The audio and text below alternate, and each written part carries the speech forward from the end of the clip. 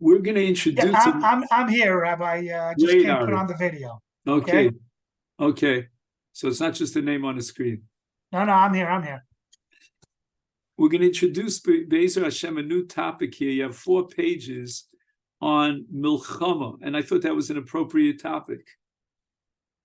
And even though now we're going through a period of a ceasefire, but my belief and my hope actually is that we're going to resume this milchama because we're far from the goal. Now, by way of introduction, the concept of milchama, which is very high profile in the Torah, whether it's the Torah Shebachsav, the Torah Shebal Peh, Sugyas, whether it's Mishnayos, whether it's Rambams, Rambans, we're going to see a sheet of Rashi. The issue is whether or not a milchama is a mitzvah. And if it is a mitzvah, what mitzvah does it come under? And we have 2 concepts. One is called a milchemes mitzvah, and the other is called a milchemes reshus. And they appear in the Mishnah in Sota, which you can see here on the bottom of your page 1 in Sota Mem Dalet Amud Beis. And the question is going to be, my nafkamina, what is the difference between a milchemes mitzvah and a milchemes reshus? Not an easy question to answer. One of the issues we're going to deal with is, do we initiate the milchama? Another question we're going to address is, when do we initiate the milchama? Are there certain preconditions before we initiate a milchama? There's also a war in which we don't really have an enemy that is actually attacking us, but they are threatening to attack us, and therefore we start the war even before we're being attacked. We're going to study in Mirza Hashem the Rambam and Hilchos Malachim, but also the Rambam and Hilchos Rotzeach. There are many Rambams that have to be put together. Now, in terms of Chil Shabbos, do we initiate a milchama on Shabbos? And would it possibly depend upon whether it's a milchemes mitzvah or milchemes reshus?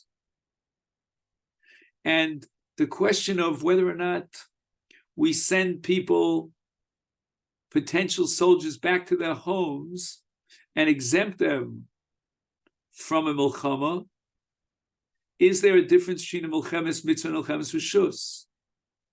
But perhaps the most fundamental question we want to raise is the question of extending a peace offering as a precondition to milchama. And if the Torah says, as we'll see this psukim in Mirza Hashem, that kisikra v'la'ir v'karasa elea l'shalom, if that applies to a milchemes reshus, nicha, I understand that. But would it apply even to a milchemes mitzvah? And before we go out to battle in a milchemes mitzvah, we offer a peace offering. That is going to be a fundamental question about the nature and the definition of a mitzvah of milchama. So once again, we're trying to figure out what constitutes a mitzvah of milchama. When is it a mitzvah? When is it only a reshus? When can you initiate war? And obviously, if chayalim are involved in a milchemes mitzvah, then we apply the principle of a osek b'mitzvah patur min a mitzvah. But nevertheless, we might be sending back some of the soldiers, or does that halach only apply to a milchemes reshus? Let's note in the beginning of our discussion, as we kick it off, that Yeshayahu Navi, in a very famous passage, tells us that we long and dream for the day when there will be no more war. So that even though Shlomo Melech in Koheles speaks about an ace milchama, but nevertheless, in the words of Yeshayahu, "V'hoya bi'achris hayomim." This is in the second chapter of Yeshayahu HaNavi, and he's describing a vision of the achris hayomim. He speaks about the Harabayis, which is Nachon, and it is attracting people from all over the world. V'holchu amim rabim v'amru l'chuven alel har Hashem el beis Elokei Yaakov. And the peoples of the world will be pulled, gravitationally pulled to the Har Hashem, v'yorenu midrachav, and ask for ways in which they should live their lives. V'nelcha b'erchosav, ki mitzion tetzei sorah. And then finally, at the apex of his discussion and description of the Achris Hayomim, that vision, v'shafat ben hagoyim v'hochiach lama rabim v'chitisu charbosam li'itim, halavai, the United Nations would really believe in this. V'chani toseim lemezmeros lo yisa goyel goy cherev loim leduog milchama. But milchama is something that is a reality. It's a necessity. And we're going to try to categorize when is a milchama obligatory. We have a concept, as we said before, of milchemes reshus, a so-called discretionary war. But whatever war it is, we long and we desire and aspire for the day in which lo yisa goyel goy cherev. Now, milchama appears in the Torah in 4 different parshios. The first milchama is that in which Yoshua goes out to battle against Amalek in Parshas Beshalach. Vayomer Hashem al Moshe ksov zos zikaron b'sefer sim b'yozne Yoshua ki mocho emche es zeker Amalek mitachas hashamayim. So notice here that the mechia of Amalek is in the hands of the Almighty. Ki mocho emcha, God says. Now we attach that to Parshas Ki Teitze, which is number 4 on your list. And there, it's our battle against Amalek. We are commanded Timcha Ezecher Amalek. And therefore, the concept of mitzvahs milchama with regard to Amalek is what we would call in modern Hebrew a shituf pu'ula. Amalek is really attacking not just the Jewish people, but also the Almighty. And the battle here on the part of what we call the good guys is both Hashem and Klal Yisrael together in a partnership. Then we look in Sefer Dvarim, and in Sefer Dvarim, we have another category of milchama. And this is not the category of Amalek, but it's conditional on entering into the land of Israel. And therefore, the Torah in Dvarim Perek Zayin introduces Kiviyacha Hashem Elokecha La'aretz Asher Ato Bo Shama L'Rishta. And the Torah goes on to enumerate 7 nations. We have the Chiti, the Girgashi, the Amori, the Knani, the Prisi, the Chivi, Vaivusi, Shiva, Goyim. These are the 7 Amamim that occupy the land of Israel. And the Torah gives us a command, a mitzvah aseh, of Ikisam Hachreim Tachrimosam. Total destruction.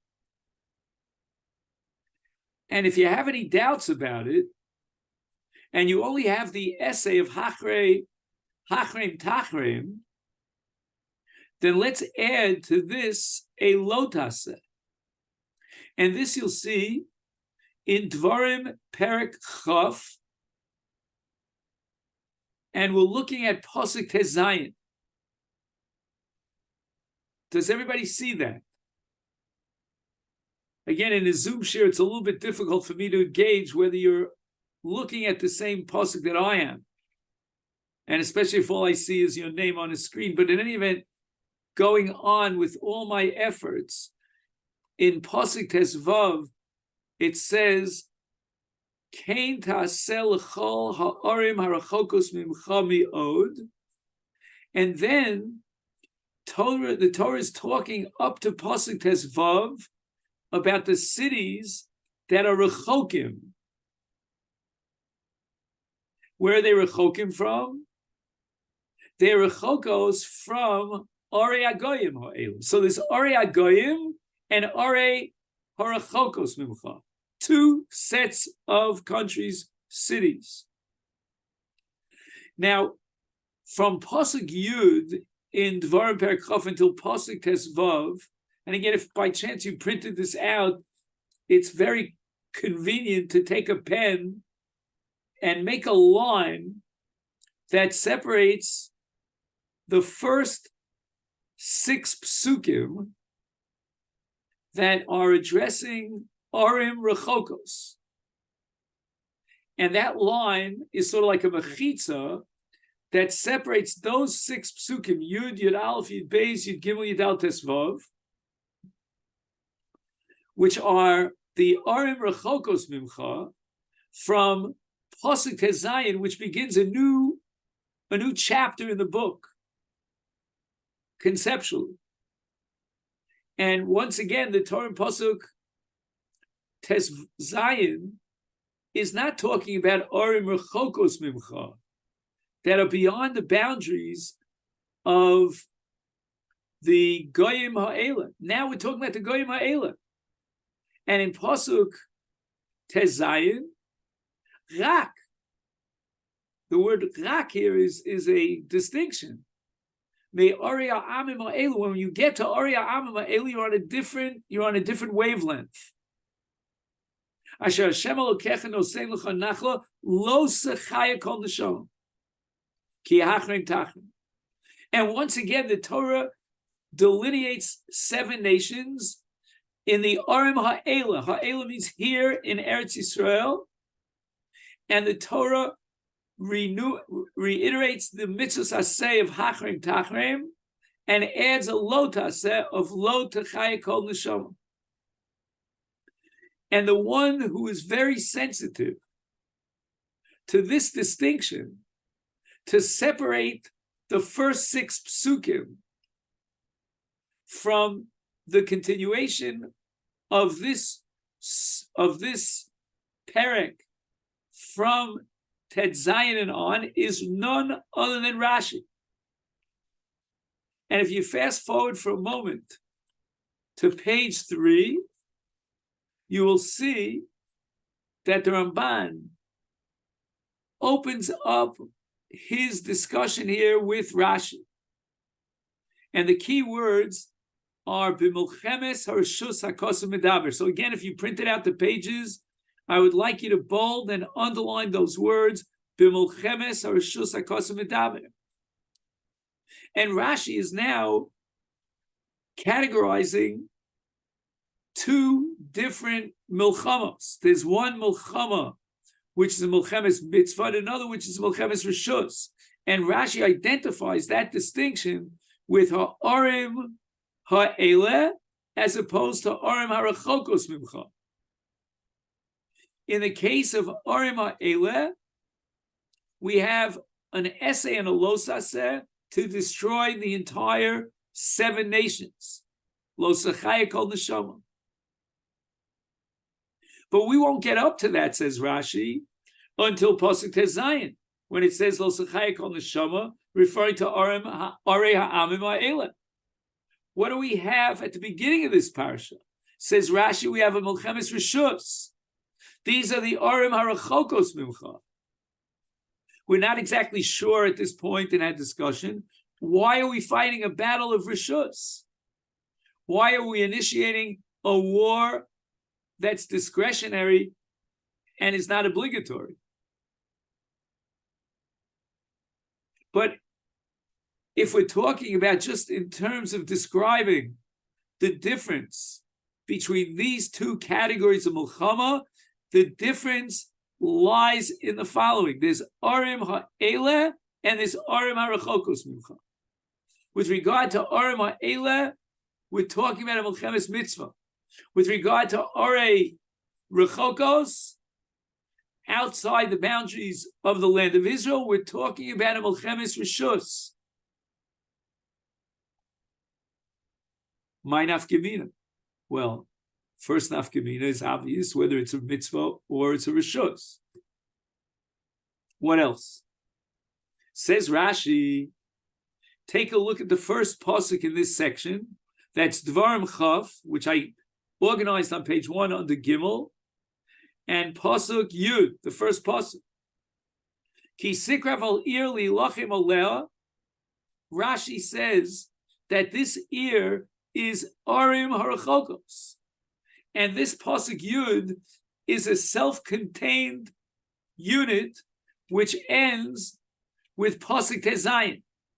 So that's why I said before, make a line here between Yud and Tesvav. Tesvav is the last pasuk in this section. Says Rashi, we're talking about a Mulchemes Rishus.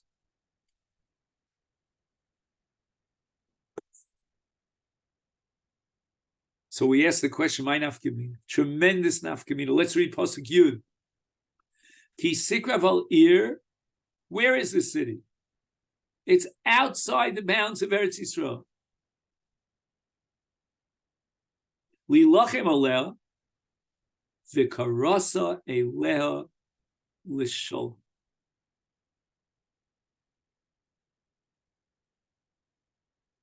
We're not even engaged in a war. We haven't begun the battle. There's a precondition. There is an obligation, first and foremost, of offering peace. Says Rashi, B'medvar mamurim. That's only in a Mulchemes Rishus. Arim HaRechokos Mincha. And Rashi quotes a Sifri. The Sifri says that b'Mulchemes HaRishus HaKosum Medaber. Obviously, the Sifri is emphasizing the distinction between these two categories of Mulchama. Because otherwise, what does it mean b'Mulchemes Rishus HaKosum Medaber? Why don't you just lump it all together? B'Mulchama HaKosum Medaber. And I don't need the Sifri for that because it says Ki sikrav al ir li lachem aleh. So Rashi quotes pasuk Tes Vav v'kein tasel chol arim harachokus mimcha miod. That's the Mulchemes Rishus for the Arim HaRechokos, about which the Torah says v'karasa eleha l'shalom.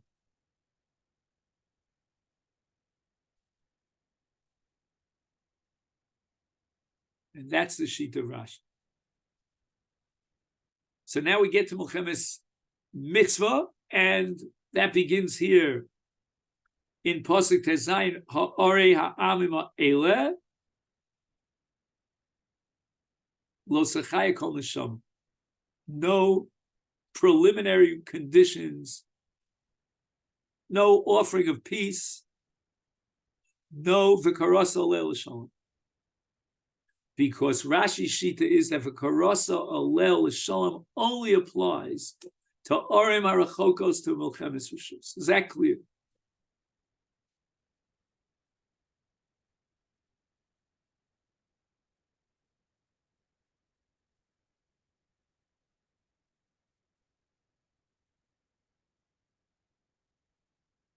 Now let's take a look on the second page for a moment at the Rambam Hilchos Malachim Perek Hey Halacha Aleph, and you'll see it's marked number 3. It's about 10 lines down from the top of page 2. Zok the Rambam Perek Hey Hilchos Malachim Halacha Aleph Ein HaMelech Nilcham Tchila. Let's underline the word Tchila. We'll come back to it in just a minute. Ela Mulchemes Mitzvah. And the Rambam insists that there's no room for a Milchemes Rishus until you first fulfill the obligation of Milchemes Mitzvah. And therefore, the Rambam adds the word Tchila. And then he asks, V'ezer hu Milchemes Mitzvah? And the Rambam gives three answers. Number one, Milchemes Shiva Amamin. That's the parsha in Dvarim Yud. Number two, Milchemes Amalek, which we saw in both Peshalach and Kiteitzei. And number three, the Rambam adds a third category. The Ezras Yisrael Miyad Tsar Sheba Aleah. So Rabbosai, if I would ask you today, are we involved in a Milchemes Mitzvah? And you would say to me, wait a second, this is not Shiva Amamim. We don't even have the Shiva Am anymore. Is it Amalek? Maybe. That requires another study. But let's assume Amalek is genealogical. Basan Cheru Bilwas, we don't have Amalek. Let's assume. So what would generate the status of this milchama that we're fighting to gain against Hamas as a milchemes mitzvah? It's the third category of the Rambam. The Ezras Yisrael Miyad Tsar Sheba'aleh. Well, I don't know why the Rambam classifies that under the mitzvah milchama. Is there a parsha in the Torah that generates an obligation to battle against those who are threatening to destroy us? I know one parsha which is called Lo Tamed Al Dam Riach, but that's not milchama. A man Nebuch is drowning and you're a lifesaver. You could jump in and save him. Lo Tamed Al Dam Riach, the mitzvah v'ashivos lo of Hatzalah, which is shakul keneged kulam, and call hamatzil nefesh achas miYisrael malov akosakilu hitel olav u'maloa mishnah saredjim. But that doesn't upgrade it to the status of milchama. There are going to be many, many nafkaminas between lo samod al dam riach and milchama. So let's leave that as our first major question on the Rambam. How does the Rambam know? From whence does the Rambam derive that Hatzolas Ezras Yisrael Miyad Tsar Sheba'aleh is a mitzvah milchama, and it's the third category of milchama? Now, if it's a milchemes mitzvah, then does the requirement of karasa aleh l'shalom apply, according to what we saw in Rashi? What's the answer? No. There's no v'karasa aleh l'shalom. We're talking about a milchemes mitzvah.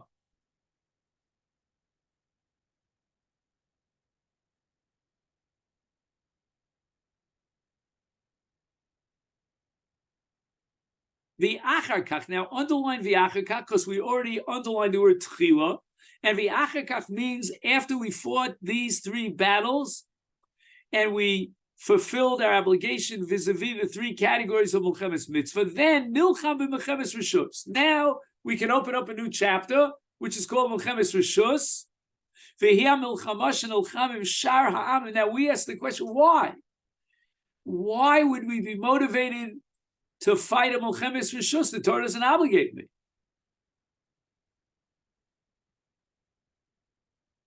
And the Rambam gives two answers. Kidei laharchiv gvul Yisrael, to expand the boundaries of the land of Israel, maybe for security reasons, maybe for monetary reasons. We want to, subjugate them. We want them to build our cities. We want them to pay our taxes.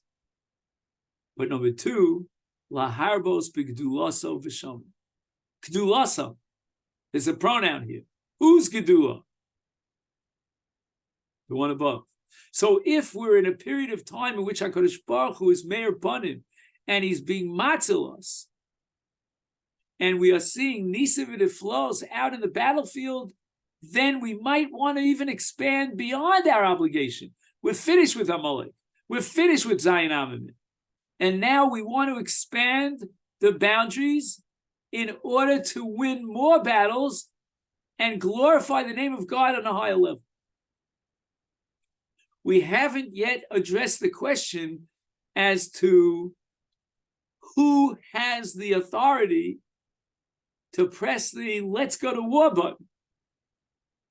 And then we have another question. Once that button is pressed by the right authority, then doesn't it become a Milchemes Mitzvah?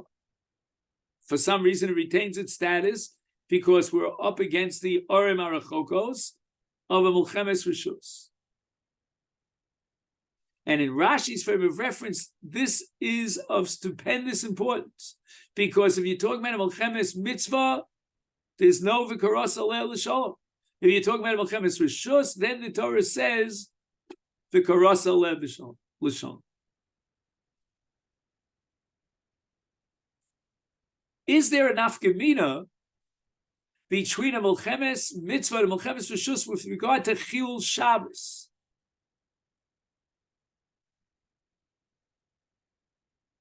So if you take a look in the Shulchan Aruch Orach Chaim Simon Shin Chaf Tes Hilchos Shabbos, which is number 4 on your page 2, Akum Shetzaru Al Ayoros Yisrael. So we're now talking about L'chora Milchemes Mitzvah, the third category of the Rambam. We are being attacked by the non-Jewish nations. In Boal Iskei Mammon, if we have reason to be sure and certain that they are coming to steal, to pillage our villages and take all the booty, all the money, all the possessions that they can, Ein Mechalas HaShabbos. For the sake of Atzolas Mammon, we do not override the Shabbos. But Boal Iskei Nefashos, Ve'afilu Stam. Okay, we want to understand what the word Stam is. We'll get to that in the Aruch HaShulchan number 5. Then Yotzim Alem B'Kli Zayin Umechalin Alevis HaShabbos. So clearly, when we're in a situation of Milchemes Mitzvah, then we're going to be Mechal Shabbos. Do we have to do it b'shinui? Is it Techuya or is it Hutra? There is no Shabbos. It's like when I once asked my Rebbe, Rav Soloveitchik, about my wife fasting on Yom Kippur. He starts describing symptoms. She was pregnant and so forth and so on. He says, then there's no Yom Kippur. So I said to him, should I feed her pachos mikashir? To this day, I'm doing tshuva on that question that I asked him. He got so angry at me. He said, there is no Yom Kippur. You feed her kesuda shloma milk b'shaito.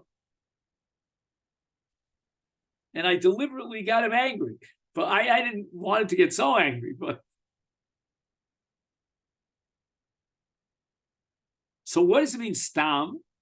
So you take a look at the Aruch HaShulchan, right there in Orach Chaim Simon Shin Chaf Tes, he writes that afilu bo stam on the second line. V'hainu she'ein yadua lanu al ma bo. We're not going to play games here. We don't know whether or not they just want to take money and they're such tzaddikim that after they clear us out of every single piece of silver and anything of value, they're going to just, his bias as Aryeh, and now he's going to leave. He says there's a little bit of a printing mistake here. I apologize. That im ein yadu lanu al mabo havigam kein kibarur or kibirur al iskei nefashos. The stam listim em hargei nefashos. They won't be satisfied with purging, with cleaning out all our possessions, and therefore mechalas HaShabbos.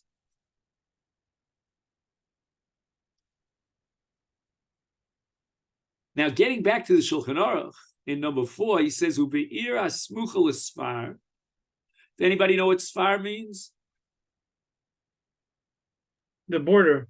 Excellent, the borders. If you have a city that's on the borders of Israel, afilu bo el aliskei teven v'kash. They just Like want to steal. Otei Faza. What do you say? Otei Faza. All they're doing is keilu stealing our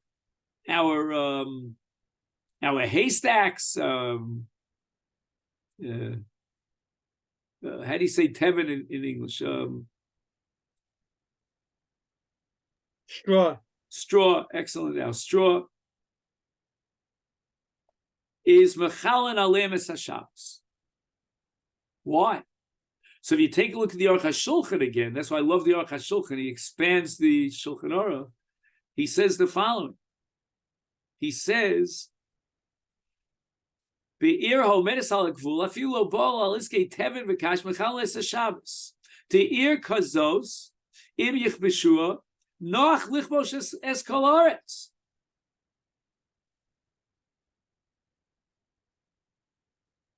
That's what Hamas had in mind.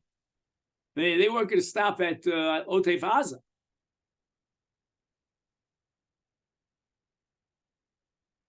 So we're going to be Machal Shabbos Ke'ilu to protect our straw, to protect our hay.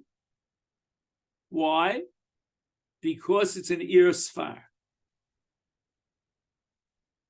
We see how the enemy is very bloodthirsty, if you know what I'm saying. The Ramah, getting back to number 4 in the Shulchan Aruch, adds another chiddush here. Afilo bo adayin el rotzim lavo. We know that they're planning. We don't have to wait until they start attacking us.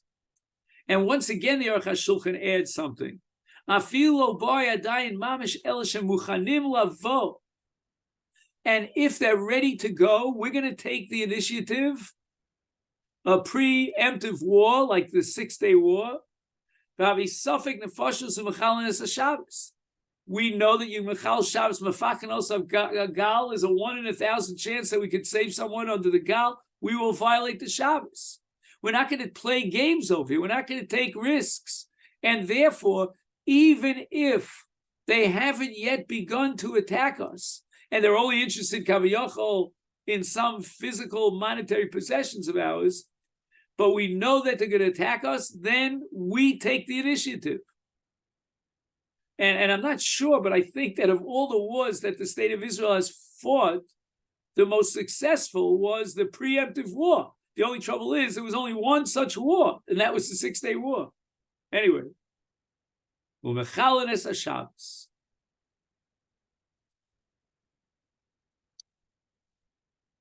Now we look at the Rambam in Halacha Dal. So we saw the Rambam in Perkei Halacha Aleph in Hilchos Malachim. Now we're fast forwarding to Halacha Dal, which is number 7 Aleph, because we split up the Rambam into 2 parts.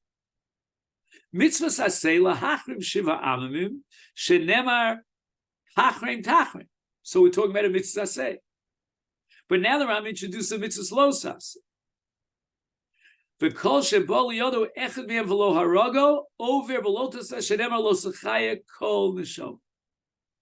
lot to be mafalpil here in this Rambam, because the Rambam seems to assume we have to kill every member of the 7 nations, even outside the framework of Mulcham.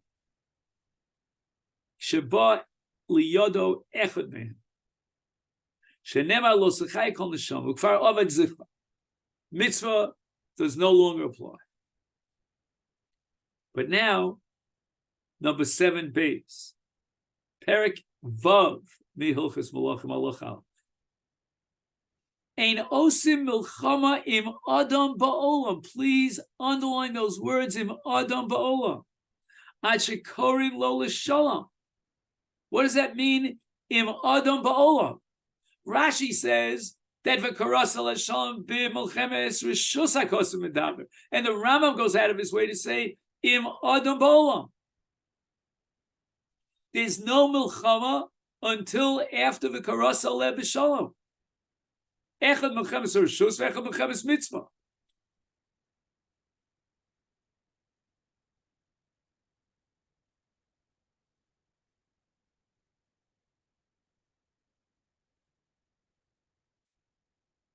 I don't know where David is. I thought he said he was coming, but anyway, if we have a milchemes mitzvah, Zayin Amamin, Amalek, Ezra Yisrael Miyad Tsar, we need first as a precondition for Karasa Lev Shalom.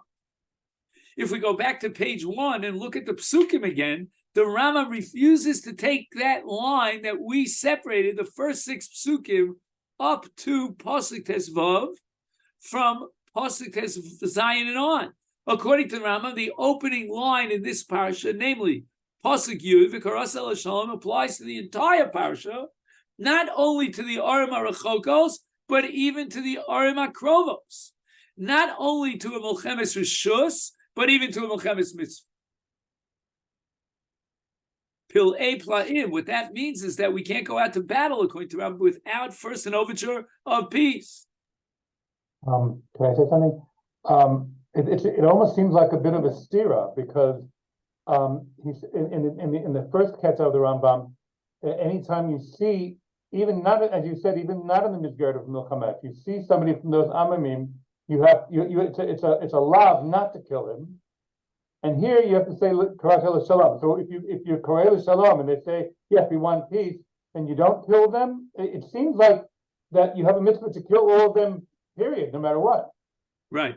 It seems that the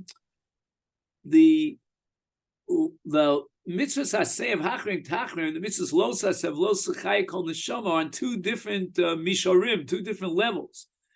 Hachrim tachrim applies to the nation, in this case 7 nations, but lo sechai kol neshama applies even to individual members of that nation genealogically, even outside the framework of milchama.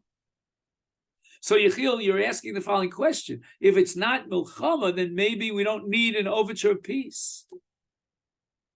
So what would be if I met Joe Yavusi on the street, and Joe Yavusi says, "I'm willing to accept all your conditions for peace. Don't kill me." What would be the din then? And I suspect, although I don't have a proof, that in that case you would not kill him. But again, we haven't discussed what are the conditions for peace. What does it mean that the enemy or the 7 nations, according to the Rambam, accepted our peace overture? What does that mean? That's the next section that we want to deal with. But do we see clearly here, Rabosai, unfolding in front of our eyes is a fundamental machlokas between Rashi and the Rambam. And I want to learn with you the Ramban on page 3 to see where the Ramban fits in.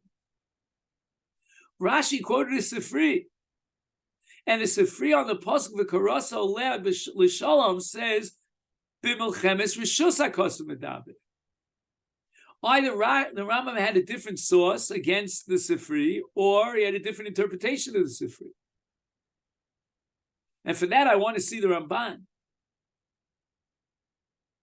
But honestly, on an intuitive level, if I had my druthers, I would side with Rashi. If the Torah is commanding me in these situations to go out to battle, I don't know that the Torah has preconditions. I don't know that we want to offer peace. When the Torah says, "V'karas aleh b'sholem," I would go with Rashi's shita. That's a Milchemes Rishus.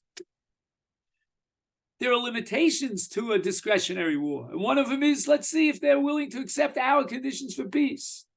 But the Rambam says explicitly, Echad Milchemes Rishus, Nicha, but Afilu, I'm going to add another word, Afilu Milchemes Mitzvah. And his opening line is, Ein Osim Milchama Im Adam Ba'ol, Achikorim Lo L'Shol. And by the way, Yechiel, I'm thinking out loud now that the word Adam here might refer to what he said earlier in the first discussion that we had in Perek Hey, the previous Perek, about Ba Liyado Echad Me'am. Maybe the Echad Me'am there is like the Adam Ba'olam here. And even so, we need a Kriya Shalom. I don't know. But it would, in Yiddish, we say Leinzach. Leinzach Sazog. You know, it's an attractive way of interpreting the Rambam. But I don't know. Now, from here on in this long Rambam, at the bottom of your page 2, Perek Vav Halacha Aleph, the Rambam is going to present what are the conditions of peace that have to be accepted by the nations before we go out to battle. Meaning that if they accept conditions X, Y, and Z, then we don't go out to battle.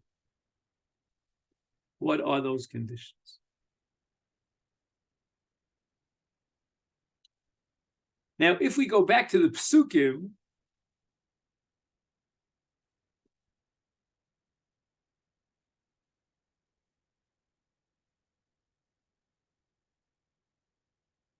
on page 1. So take a look at Pasuk Yud Aleph in Dvarim Chaf, which is the second line in number Gimel. V'haya'im shalom tancha. If their response is yes, we want to take you up on your peace offering. Upascha lecha, pascha lach, v'haya kol ha'ama nimtza ba. What are the conditions? The nation, yiu lecha mas v'avaducha. Let's underline those two words, mas and avaducha. And we usually interpret the word mas to mean taxes. We can levy taxes against those nations that accepted our peace overture. But the Rambam says, no, that's not what mas means.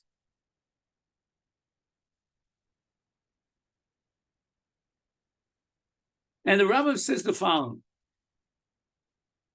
We're back on the bottom of page 2.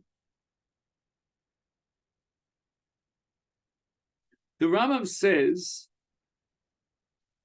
first of all, what if they accept one of these two and not the other? For example, on line 3, kibul aleim mas velo kiblu avdus. I know I skipped a line in the Rambam. We'll get back to that. Or kiblu avdus velo kiblu mas ein shom aleim ad shikablu shneim. So it's a package deal made up of two parts. It's got to be mas and it's got to be avdus. You have to check off both boxes before you can accept their acceptance of peace. Says the Rambam, ha'avdus. So again, we would have said avdus means some sort of a slavery kind of thing. But the Rambam reduces avdus to a psychological state, not to a financial state. Sheikavlu shehu sheyu nivzim ushfelin lemata v'lo yarimu rosh b'Yisrael. I remember when that was true for the Arabs. I mean, I was a youngster, maybe I was 18 years old, I don't know, a little bit younger, 15, 18, that area, when they left their shoes behind, you know what I mean? They ran. Unfortunately, those days are well behind. Today, you drive down the street, and the Arabs can blast music in their car that's louder than even the Jewish music. And I could give you many examples. But the Rambam is saying that what is Yavducha? Yavducha sheyu nivzim ushfelim. Lemata, v'lo yarimu rosh b'Yisrael, yu kvushim tachas yonam, v'lo yismanu al Yisrael l'shum davar shabola. We're not allowed to appoint them for any misra, any srara. That's called avdus. So avdus is really a psychological state of being in which they accept our dominion over them. Call it an apartheid state if you like, but it's really going to be us subjugating them. It doesn't say we were allowed to beat them up. It doesn't say we're allowed to steal their money. But it does say, Lo yarimu rosh. Shiu nivzim ushfelu. So what's mas? Shikablu shiu muchanim lavodas hamelech begufam u'b'mamonim.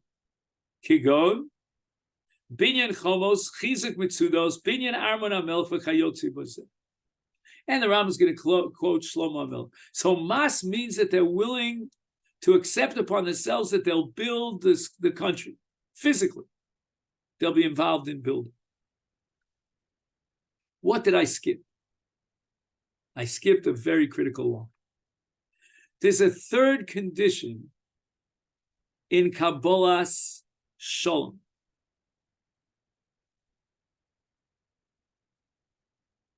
And take a look on line number 2. And the one, by the way, Oliver Shalom was killed by an Arab, of course, of someone who emphasized this Rambam that we're going to do now is Rav Meir Kahana. Im ishlimu, what does ishlimu mean? They accepted our peace offering. V'kiblu sheva mitzvah shenitztava b'nei Noach aleim. What is this called? In one word. Starts with a gimel, ends with a taf. Has a resh in it. As a woman, I don't know. I'm not hearing any answer here. Carlos? What kind of gerus? There are two types of gerus, right? There's ger tzedek and there's ger toshav. A ger tzedek has to accept 613 mitzvahs, and then basically he's Yisrael l'chol dom. And then there's a ger that accepts 7 mitzvahs b'nei Noach. He's called a ger toshav.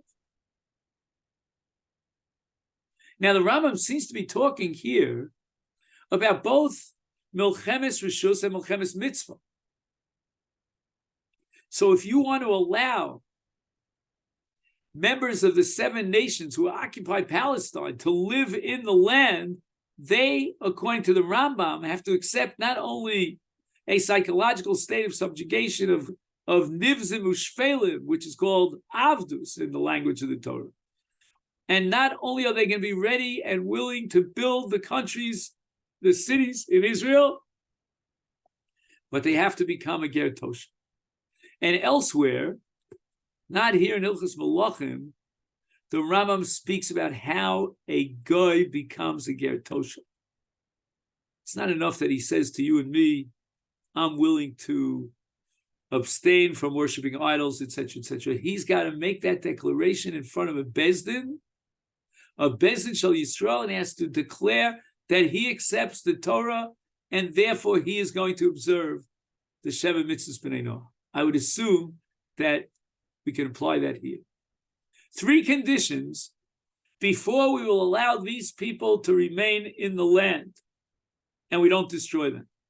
Number 1, Kiblu Aleim Zayim Mitzvahs B'nai Noach. Number 2, Kiblu Aleim Avdus. Number 3, Kiblu Aleim Mas.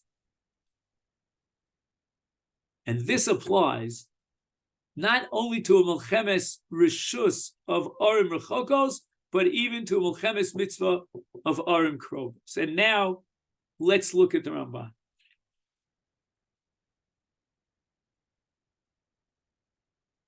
The Ramban is on page 3. And as we mentioned at the outset, the Ramban opens with Rashi. Rashi understands that for Karasa Lev B'Shalom only applies to Milchemes Rishus. And the Psukim seem to indicate that. Rashi points out that there are 2 parts to this parsha. And this parsha ends with Arim Rechokos and begins with the V'Karasa Lev B'Shalom. Therefore, B'Milchemes Rishus HaKosim Medaber, says Rashi, Kamoshem Afurish Be'inyan. It says it explicitly in the last pasuk that closes the set. Came ta selachol arva rechokus mimcha meod lashon Rashi. Kosav Arav, Ramban says that Rashi came to this conclusion. Mi Sifri. What does the Sifri say here in Pasha Shoftim? It says Kiloshan Hazeh b'Milchemes Rishus HaKosim Medaber. Rashi is copying the words, 4 words, word for word from the Sifri.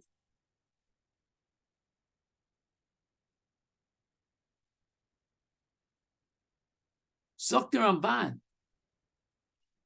Rashi misunderstood the Sifri. Hakavana l'Rav Osena because of Hazeh. What did the Sifri have in mind when it wrote B'Milchemes Rishus HaKosim Medaber? Eina. It's not referring to V'Karasa Lev B'Shalom. That's for the Milchemes Mitzvah as well as the Milchemes Rishus. Elalomar Shaparsha B'Sofa. Techalek Bein, and I apologize for the typo here. It should say Shtei HaMilchamos. That at the end of the parsha, we're going to have a distinction between these 2 categories of Milchama. The Torah is going to point out Lo Sechaya Kol Neshama, that we have to destroy men, women, and children. On that, the Sifri comments, B'Milchemes. I'm sorry. Start again.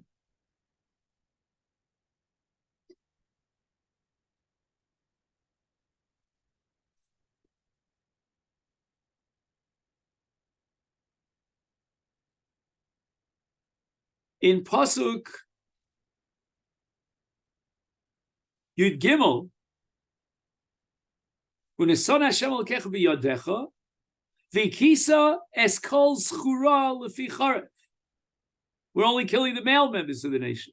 Rak hanoshim v'ataf v'abehema v'chol asher yeh ba'ir kol shlola tovozla. On that comment, on that pasuk, which ends the section, the chapter of Tesvav, the Sifri adds the comment b'milchemes rishus hakosu b'dav, which means that in milchemes rishus, and only in milchemes rishus, we will fight a battle against the male adults, but not against the male children, or the female children, or the female adults. Avol kriya shalom, says the Ramban, afilu b'milchemes mitzvahi. Exactly what we saw in the Rambam. We should be dancing, one of the rare occasions that the Rambam and the Ramban agree. Shechayovim likros l'shalom afilu l'shiva amamin.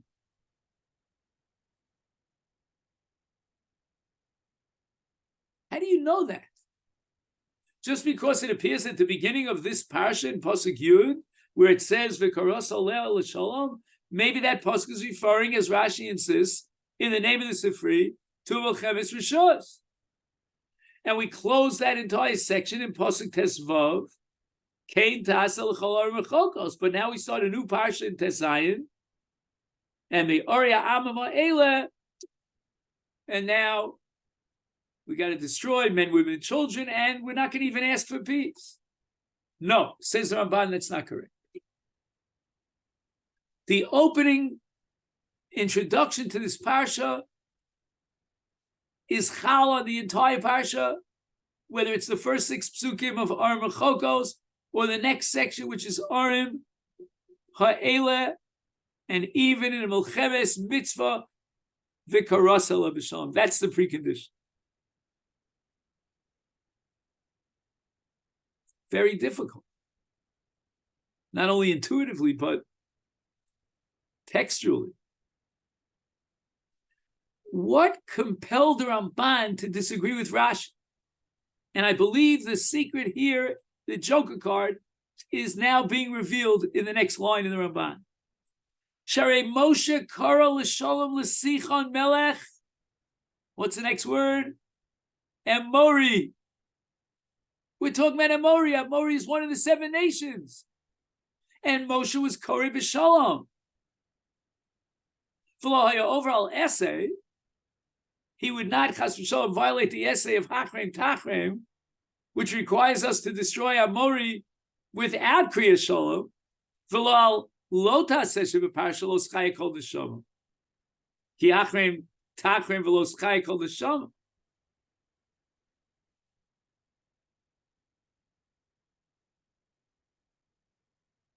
So what does the Sifri mean? If Moshe Rabbeinu has already taught us that even in Milchemes Mitzvah against Zayin Amin, like a Mori, we have to first be Korei B'Shalom, and Moshe would not Chas Shalom have violated an essay to Lo Saseh.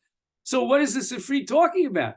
Wherein lies the distinction here of B'Milchemes Rishus HaKosim Medaber? Sokter Rabbana Hefresh Beineim, what does the Sifri have in mind? Kashalo Tashlim. If they don't accept our overture of peace, and the 7 nations reject it, v'yasem milchama, they come out to battle against us.